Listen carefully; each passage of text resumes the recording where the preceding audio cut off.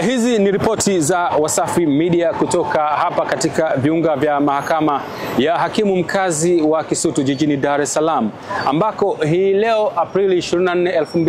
2025 kesi ya uhaini ambayo inamkabili mwenyekiti wa Chama cha Demokrasia na Maendeleo Chadema Tundu Antipas Lissu ikitarajiwa kutajwa hii leo. Na kwa hakika hali ya ulinzi na usalama imeimarishwa na jeshi la polisi kanda maalum ya Dar es Salaam, na kama hiyo haitoshi, pia kumekuwa na vikosi mbalimbali vya ulinzi ikiwemo mbwa pamoja na farasi vikiwa vimeongezwa katika eneo hili vikijaribu kuwatawanya baadhi ya wafuasi wa Chadema ambao walikuwa wakitaka kujipenyeza na kuingia ndani ya viunga hivi vya mahakama ya Kisutu.